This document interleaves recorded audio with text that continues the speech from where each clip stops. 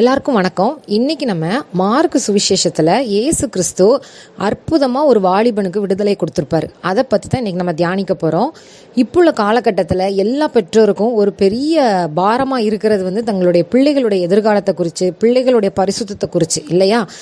இப்போ உள்ள பிள்ளைகள் சிறு பிள்ளைகளாக இருக்கட்டும், வாலிப பிள்ளைகளாக இருக்கட்டும், எந்த காலகட்டத்தில் இருந்தாலுமே, எந்த ஏஜ் குரூப்பாக இருந்தாலும் அந்த பிள்ளைகளோடு ஒரு நெருங்கிய ஒரு ஐக்கியமோ இல்லைன்னா என்ன சொல்கிறது, அந்த பிள்ளைகள் என்ன மனசில் அறிகிறாங்க அப்படிங்கிறதையே இந்த காலத்து பெற்றோருக்கு புரிஞ்சிக்கவும் முடியல. எதுக்கு கோவப்படுறாங்க, எதுக்கு வருத்தமாக இருக்காங்க, எதுக்கு தனிமையாக ஃபீல் பண்ணுறாங்க அப்படிங்கிற ஒரு டிரான்ஸ்பரன்சி பெற்றோருக்கும் பிள்ளைகளுக்கும் இடையிலே இல்லாமல் இருக்குது இல்லையா? அதுவும் இப்போது இந்த சோஷியல் மீடியா வந்ததுக்கப்புறம் எத்தனையோ பிள்ளைகள் அதில் அடிக்ட் ஆகி இருக்கிறதையுமே நம்ம இப்போ பேப்பர்லேயுமே நிறைய நியூஸ் பார்த்துட்டு தான் இருக்கோம். அப்போ எல்லாருடைய ஒரு அடிப்படை கவலை இப்போ உள்ள பேரண்ட்ஸ்க்கு தன் பிள்ளைகளுடைய வாழ்க்கையை எப்படியாவது ஆண்டவர் சீர்படுத்தணும், பிள்ளைகளுடைய எதிர்காலம் நல்லா இருக்கணும் அப்படிங்கிறது தான். அப்போ இன்னைக்கு ஆலயத்தில் வாலிபர்களுக்கு மத்தியில் சுவிசேஷம் அறிவிக்கிற ஒரு அருமையான பிரதர் இன்னைக்கு இந்த மெசேஜ் மார்க் 9வது அதிகாரத்தை பற்றி கொடுத்தாரு. அதில் உள்ள சில ஹைலைட்டான சில முக்கியமான பகுதிகளை மட்டும் நம்ம இப்போ பார்ப்போம். அது ரொம்ப அருமையாக இருந்தது. பெற்றோர்களுக்கு ஏற்ற ஒரு நல்ல ஒரு மெசேஜாக இருந்துச்சு. தொடர்ந்து கவனிக்கலாம்.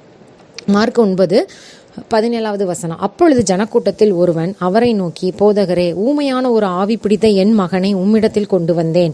அது அவனை எங்கே பிடித்தாலும் அங்கே அவனை அளக்களிக்கிறது. அப்பொழுது அவன் நுரை தள்ளி பல்லை கடித்து சோர்ந்து போகிறான். அதை துரத்தி விடும்படி உம்முடைய சீஷரிடத்தில் கேட்டேன், அவர்களால் கூடாமற் போயிற்று என்றான். அப்போ இந்த இதில் நம்ம பார்க்கும்போது இயேசு சுவாமி ஒரு பிரசங்கம் பண்ணி கொண்டிருக்கிற வேளையில் அந்த ஜனக்கூட்டத்திலேருந்து ஒரு தகப்பனார் தன் மகனை குறித்த ஒரு பாரத்தை இயேசு கிறிஸ்து கிட்ட சொல்கிறார் இல்லையா? அவனுக்கு ஏதோ ஒரு பிரச்சனை இருக்குது, அவனை ஒரு ஆவி அலைக்கழிக்கிறது அப்படிங்கிற மாதிரி அவர் சொல்கிறார். ஊமையான ஒரு ஆவி அப்படின்னா அது ஒரு மந்தமாக எதுவுமே ஒரு பேச முடியாத, இல்லைன்னா நம்ம என்ன பெற்றோருக்கு சொல்கிற எதையும் கேட்கறதுக்கு செவி கொடுக்கறதுக்கு மனம் இல்லாத ஒரு வாலிபனா அந்த பையன் இருந்திருக்கான் இல்லையா? இப்போ உள்ள காலகட்டத்திலையுமே நிறைய பெற்றோருக்கு கவலை என்னென்னா, நான் சொல்கிறத காது கொடுத்து கூட என் பிள்ளைங்க கேட்க மாட்டேங்குது அப்படின்ட்டு. நான் என்ன சொன்னாலும், நான் என்ன பேசினாலும் அது அவங்க தனி உலகத்திலே இருக்கிறாங்க அப்படிங்கிற மாதிரி இப்போ நிறைய பெற்றோர்களுடைய கவலையாக கூட இருக்குது. அப்போது இந்த மாதிரி தன்னுடைய மகனுடைய சூழ்நிலையை இயேசு சுவாமிகிட்ட எடுத்து சொல்கிறாரு. அப்பொழுது அந்த பையன் நுரை தள்ளி பல்லை கடித்து சோர்ந்து போய், அதாவது ஒரு அக்ரெசிவ் நேச்சர் அந்த தன்னுடைய மகன் திடீர்னு ஒரு அக்ரெசிவ் ஆகிறான், பயங்கரமாக கோவப்பட்டு பல்லை கடித்து சோர்ந்து போகிறான். அதாவது அந்த கோவத்திலே அவன் டயர்ட் ஆயிடுறான் அப்படிங்கிற மாதிரி அந்த ஆவியை துரத்தும்படிக்கு நான் உங்கள் சீஷர்கள்ட்ட வந்தேன், ஆனால் அவங்களால கூடாமற் போயிற்று அப்படின்ட்டு இயேசு சுவாமி கிட்ட அவர் சொல்றார். அவர் பிரதியுத்தரமாக, யாரு? ஏசப்பா பிரதியுத்தரமாக, விசுவாசம் இல்லாத சந்ததியே, எதுவரைக்கும் நான் உங்களோடு இருப்பேன், எதுவரைக்கும் உங்களிடத்தில் பொறுமையா இருப்பேன், அவனை என்னிடத்தில் கொண்டு வாருங்கள் என்றார். அப்போ அவர் சீஷர்களை சீஷர்கள் மேலே கோவப்படுறாரு. ஏன் உங்களுக்கு விசுவாசம் இல்லாமல் போயிட்டு, ஏன் அந்த ஆவியை துரத்தி விடாமல் போயிட்டு, சரி அந்த வாலிபனை என்கிட்ட கூட்டிட்டு வாங்க. அப்போ முதலாவது இந்த சம்பவத்தில் நம்ம பார்க்க வேண்டிய முக்கியமான பகுதி என்னன்னா, நம்முடைய பிள்ளைகளை முதல்ல கர்த்தர் இடத்துல கொண்டு வரணும். அவனை என்னிடத்தில் கொண்டு வாருங்கள் அப்படின்னு ஏசப்பா சொல்றார். சரியா? தகப்பன் இந்த மாதிரி என் பிள்ளை இருக்குது, எனக்கு ஏதாவது உதவி செய்யுங்க அப்படிங்கிற மாதிரி அவர் கேட்கும் போது, முதல்ல அவனை என்னிடத்தில் கொண்டு வாருங்கள் அப்படின்ட்டு ஏசப்பா சொல்கிறாரு. சரிங்களா? அப்போ முதல்ல நம்ம பிள்ளைகள் இருக்கிற வண்ணமாக ஆசிஸ் நேச்சர் அப்படின்னு சொல்லுவாங்க இல்லையா? ஆசிடஸ். இப்போ உங்கள் பிள்ளைகள் எந்த நிலமையில் இருக்காங்களோ அதை அப்படியே ஆண்டவர் இடத்துல ஒப்பு கொடுங்க, அவருடைய கரங்களில் ஒப்பு கொடுங்க. சரிங்களா? அந்த பிள்ளைகளை உங்களுடைய கருவில் உருவாக்குனது யார்?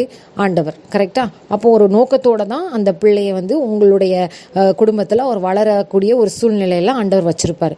அப்போது அந்த பிள்ளைகளை ஏசப்பா, நீங்கள் கொடுத்த பிள்ளைகளை உம்முடைய கரத்திலே நான் ஒப்பு கொடுக்குறேன், இந்த பிள்ளைகளுடைய காரியங்களை நீங்கள் பொறுப்பெடுங்க அப்படின்னு ஃபர்ஸ்ட் ஸ்டெப் எவ்ரி பேரண்ட்ஸ், எல்லா பெற்றோருமே தன்னுடைய பிள்ளைகளை கர்த்தருக்கு முன்பாக அவருடைய பரிசுத்த கரத்தில் ஒப்பு கொடுக்கணும். சரிங்களா? இப்போ அவனை அவரிடத்தில் கொண்டு வந்தார்கள். அவரை கண்ட உடனே அந்த ஆவி அவனை அளக்களித்தது. அவன் தரையிலே விழுந்து நுரை தள்ளி புரண்டான். அப்போது ஏசப்பா கிட்ட கூட்டு வரும்போதும் கூட அவன் அதே மாதிரி தான் பிஹேவ் பண்ணிட்டு இருந்தான். அவனை அளக்களித்தது அப்படின்னா அவன் அங்கே போகிறான், இங்கே போகிறான், என்ன செய்கிறான்ட்டு தெரிய மாட்டேங்குது, தரையில் விழுறான், நுரை தள்ளுறான். அவன் ஒரு வித்தியாசமான ஒரு பிஹேவியர் அவனுக்குள்ளே இருக்குது. சரிங்களா? ஒரு அக்ரெசிவ் நேச்சர். அவனுடைய தகப்பனை நோக்கி, இது இவனுக்கு உண்டாகி எவ்வளவு காலமாயிற்று என்று கேட்டார். அதற்கு அவன், சிறுவயது முதற்கொண்டே உண்டாயிருக்கிறது. இவனை கொல்லும்படிக்கு அது அநேகந்தரம் தீயிலும் தண்ணீரிலும் தள்ளிற்று.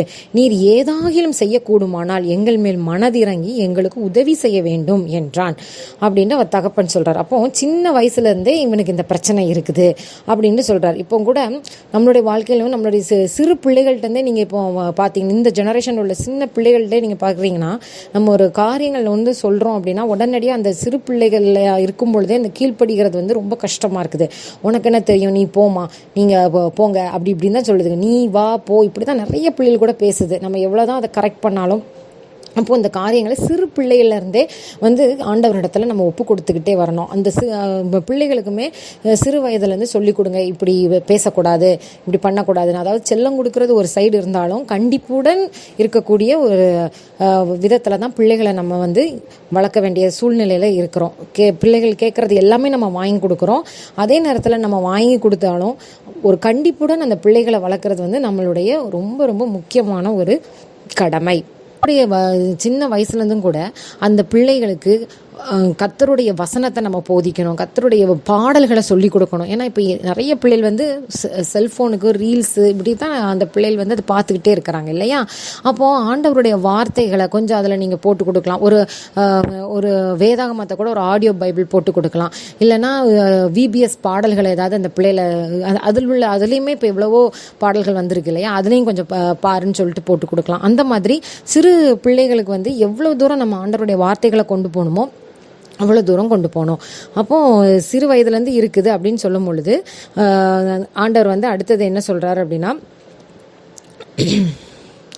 ஏதாகிலும் செய்யக்கூடுமானால்னு சொல்லிட்டு அந்த தகப்பனார் வந்து ஆண்டவர்கிட்ட வந்து கெஞ்சி கேட்குற ஒரு நிலைமை. ஏதாவது ஒன்று செய்யுங்க ஆண்டவரே, என் பிள்ளையை எப்படியாவது குணப்படுத்துங்க அப்படிங்கிற மாதிரி அவர் வந்து ஒரு டெஸ்பரேட் கண்டிஷன் அப்படின்னு சொல்லுவோம் இல்லையா.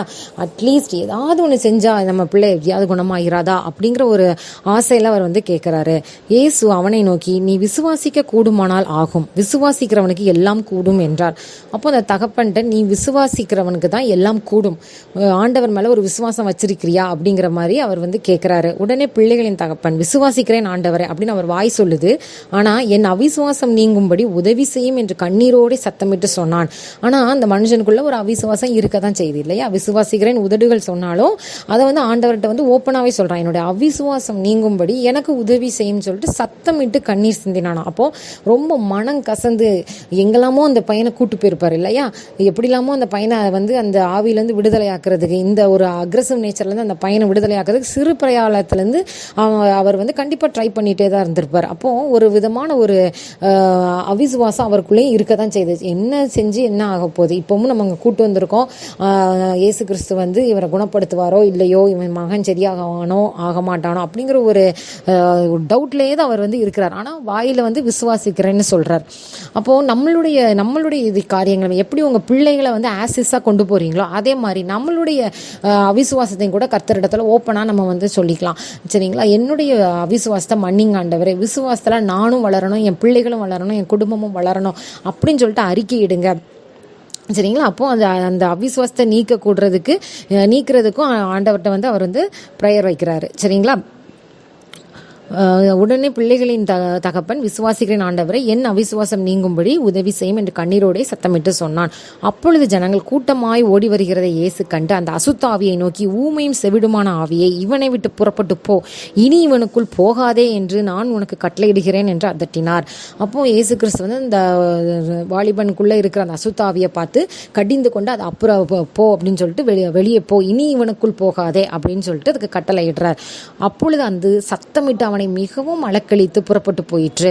அப்போது நம்ம கொஞ்சம் ஆண்டவர்கிட்ட ஒப்பு கொடுத்து அந்த பிள்ளைகளுக்காக நம்ம ஜெபம் பண்ணும் போது இன்னும் நமக்கு போராட்டங்கள் வரதான் செய்யும். அப்போ ஏன்னா அந்த சத்தமிட்டு அவனை மிகவும் அலக்களித்து புறப்பட்டு போயிற்று அப்படின்னு போட்டிருக்கு இல்லையா. அப்போது நம்ம பிள்ளைகள் வந்து திடீர்னு என்னடா நம்ம ஜெபம் தானே பண்ணுறோம், ஆண்டவர்கிட்ட ஒப்பு கொடுத்துட்டோமே, இன்னும் ஏன் நம்ம பிள்ளைகள் இன்னும் அக்ரெசிவாக மாறுறாங்க அப்படின்னா அது வந்து கர்த்தர் வந்து அந்த ஆவியை வெளியேற்றுகிற தன்மை, சரிங்களா, பிள்ளைகளை திருத்துகிற தன்மைகள், பிள்ளைகளை மாற்றுகிற தன்மைகள் ஆண்டவருடைய கரத்தில் ஒப்பு கொடுக்கும் பொழுது நம்ம எதிர்பார்க்காத விதமாக கர்த்தர் வந்து நம்ம பிள்ளைகளை சாந்தமும் மனத்தாழ்மையுமா கண்டிப்பாக மாற்றி தருவார். சரிங்களா? இப்போ அவன் வந்து ரொம்ப அலக்கழித்து அவனை விட்டு புறப்பட்டு போயிட்டு அவன் செத்து போனான் என்று அநேகர் சொல்லத்தக்கதாக செத்தவன் போல் கிடந்தானான்.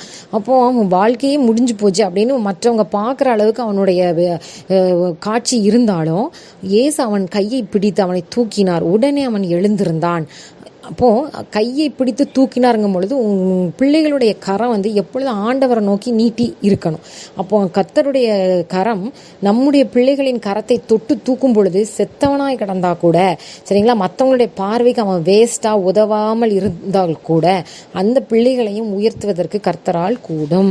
கர்த்தருடைய காரியங்களில் கர்த்தருடைய பிரசன்னத்துக்குள்ள பிள்ளைகளை முதல்ல ஒப்பு கொடுக்கணும். அதே மாதிரி சிறு பிள்ளைகள்லேருந்தே சிறு வயதுலேருந்தே பிள்ளைகளுக்கு ஆண்டவருடைய வாக்கு தத்தங்களை நம்ம சொல்லி அந்த பிள்ளைகளை நம்ம வளர்க்கணும். ஒரு வித கண்டிப்போடு கூட பிள்ளைகளை வந்து நம்ம நடத்துவது நம்மளுடைய மிகப்பெரிய கடமை.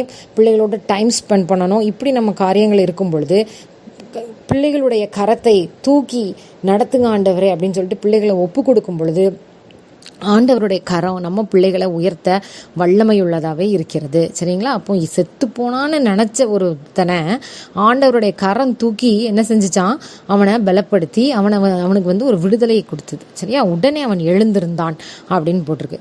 அப்போது வீட்டில் அவர் பிரவேசித்த போது அவருடைய சீடர்கள் அதை துரத்திவிட எங்களால் ஏன் கூடாமற் போயிற்று என்று அவரிடத்தில் தனித்து கேட்டார்கள். அதற்கு அவர், இவ்வகை பிசாசு ஜெபத்தினாலும் உபவாசத்தினாலுமே அன்றி மற்றெவ்விதத்தினாலும் புறப்பட்டு போகாது என்றார். அப்போ ஜெபம், அதுக்கப்புறம் உபவாசம். சரிங்களா? பிள்ளைகளுடைய வாழ்க்கையில் ஒரு அற்புதங்கள் நடக்கணும், சில பிரச்சனைகள்லேருந்து பிள்ளைகள் விடுபடணும், சில துஷ்ட காரியங்கள்லேருந்து பிள்ளைகள் விடுபடணும் அப்படின்னா முதலாவது கர்த்தருடைய கரத்தில் பிள்ளைகளை ஒப்பு கொடுக்கணும். சிறு வயதுலேருந்து நம்மளால் முடிஞ்ச அளவுக்கு பிள்ளைகள் என்ன வகையில் போனாலும் பரவாயில்ல, அவங்களுக்கு செல்லம் கொடுத்து இல்லாமல் சிறு வயதுலேருந்து ஒரு கண்டிப்போடு கூடிய ஒரு பிள்ளைகளை வளர்க்குறதுக்கான கடமை வந்து நமக்கு உரியது. அதுக்கான ஞானத்தையும் ஆண்டவர்கிட்ட பெற்றுக்கொள்ளணும். பிள்ளைகளுடைய கரத்தை கர்த்தருடைய கரம் தூக்குவதற்கு நம்ம அதற்காக ஜெபம் பண்ணணும். சரிங்களா? அடுத்தது ஜெபம் கான்ஸ்டண்ட்டாக இருக்கணும். உபவாசம் கூடுமான வரைக்கும் உபவாசிப்பது நல்லது. அந்த உபவாசம் வந்து கர்த்தருக்குள்ளே இருக்கணும். அதாவது சாப்பிடாமல் இருக்கிறதுக்கு பேர் உபவாசம் கிடையாது. உபவாசித்தோம் அப்படின்னா ஏதோ ஒரு காரியத்தை வெறுத்து கர்த்தருக்கென்று அந்த நேரத்தை செலவழிக்கிறது தான் உபவாசம். சரிங்களா? அப்படி நம்ம இருந்து பிள்ளைகளை தினமும் ஆண்டவருடைய கரத்தில் அறிக்கை செய்யும் பொழுது கர்த்தருடைய கரம் பிள்ளைகளோடு கூட இருக்கும் பொழுது எந்த சூழ்நிலையுமே பிள்ளைகளை அணுகாது. சரிங்களா? அதனால் பிள்ளைகளை குறித்த பாரங்கள், பிள்ளைகளை குறித்த கவலைகள் எது இருந்தாலும் இந்த பிள்ளைகளை கொடுத்தது ஏசப்பா நமக்கு இல்லையா? அப்போ அந்த பிள்ளைகளையும் ஆண்டவருடைய கரத்தில் ஒப்பு கொடுங்க. கர்த்தர் சித்தப்படி நடத்துறதுக்கு ஒப்பு கொடுங்க. அதுக்கு மேலே ஆண்டவர் பொறுப்படுத்திக் கொள்வார், பாதுகாத்துக் கொள்வார். சரிங்களா? மேலும் ஒரு நல்ல கருத்தோடு இன்னொரு வீடியோவில் பார்ப்போம்.